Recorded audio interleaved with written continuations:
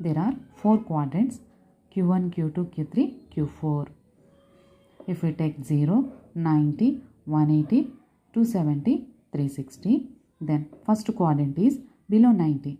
Below 90 means less than 90. So less means subtraction. So 90 minus theta or pi by 2 minus theta. Second quadrant above 90. So 90 plus theta. Below 180. 180 minus theta.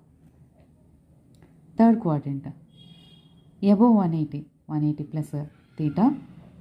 Below 270. 270 minus theta. Fourth quadrant above 270. So 270 plus theta or below 360. 360 minus theta. So these are the first quadrant, second quadrant, third quadrant, fourth quadrant.